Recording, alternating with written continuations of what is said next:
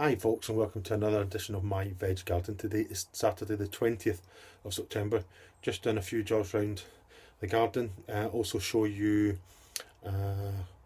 what vegetables are still growing and how well the new vegetables are doing. So let's have a little look. This is us inside the greenhouse. As you can see, the tomatoes they're not that long got to go until they'll be finished. Still topping up the water water irrigation system at the bottom with plenty of water just to get them going. As you can see, most of them are near enough at the end. What I did find is, you'll notice here there's nothing here.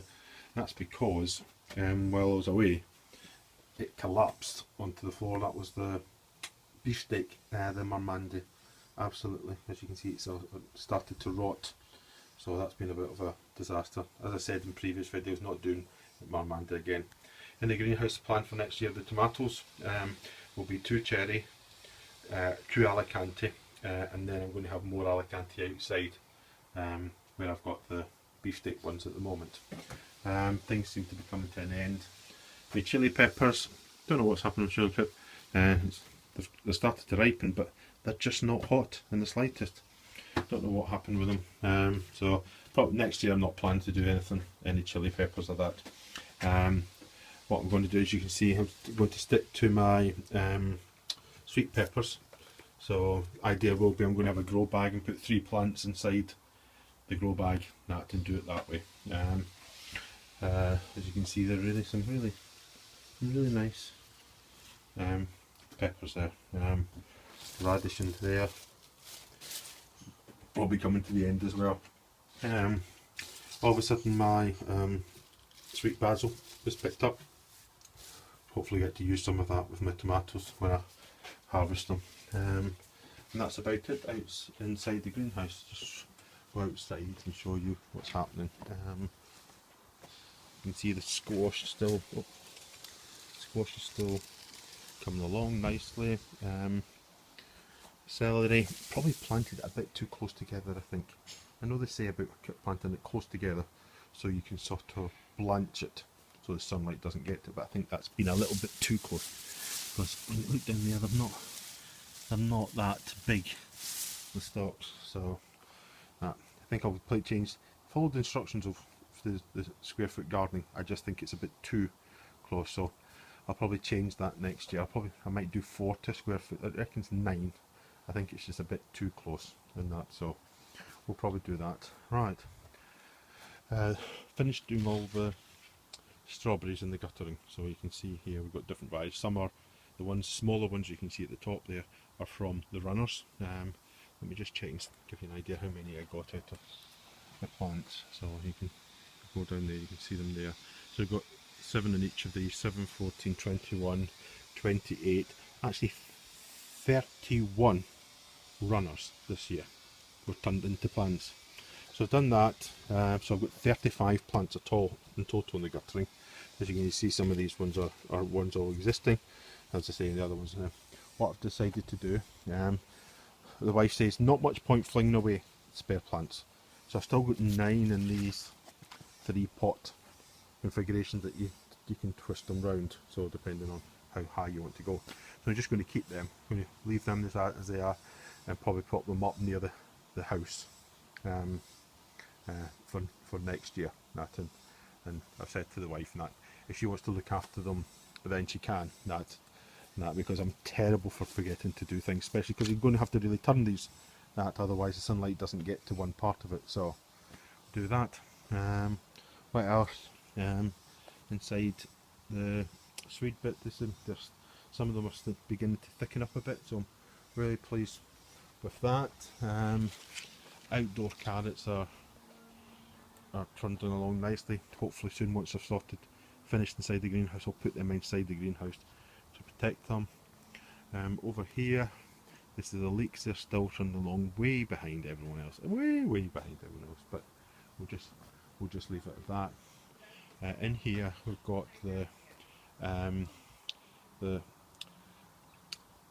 parsnips. That's what they are. I pulled one last night. I'll add a little bit on at the end of the video to show you how I was really pleased how well they are. Thankfully I've not got moles So sorry Ian, but no moles here, so they seem to be turning out quite good. What I'm just going to show you, I just noticed, I don't know if anyone else has noticed, but there's absolutely tons and tons of spiders' webs about at the moment in the last week or so. Look at this webs here, let's see if we can see it. Yeah, just let's see the humongous spider in the middle there. Let me just focus in on it.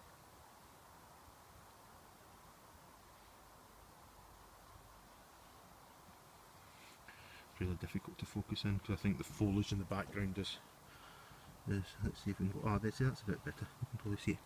It's absolutely, it looks as if it's eating either a fruit fly or a wasp or something like that. So oh sorry, I've just got part of it, so that's why it twinkled. Right, so that's parsnips, beetroot near enough at the end. That well, once that comes to an end, we'll clear that bed out and that make sure there are no weeds and all that, and preserve it for next year. Carrots in this bed still coming out, and that little lad likes raw carrots, so so we get, every now and then we let them take out, take them out, take one or two out. What we then do is we just take the greens and then just give the greens to the rabbits. Right, last thing I'm going to show you before I show you the parsnip that I pulled is my Brassicas. Remember I said do winter, see how well it goes. And I'm really pleased with how these are going. So if I remember rightly, I believe these are the cabbage in this one. Let's move over here, Gregor, come on. And I think this is the cauliflower. As you can see, they were getting nibbled. I put some more slug pellets down and also give them a little spray, and that seems to have stopped, because I think there could have been the odd caterpillar had got in there. I'm really pleased with them, they really are doing well, so just leave them right through to the spring and see how I go. Let's go round here, Gregor. So the final bit of the brassicas is the purple sprout and broccoli. As you've seen last time I had that hoops and fleece over it. Now there's no more fleece. You can see, I don't know whether it's what's happened this time is that we've actually firmed them in a lot better, because you let go of it. That's good lad, good lad. I don't know if because I really firmed them in this time, the stem really seems a lot thicker this time on my brassicas than it did before. So that's about it, folks.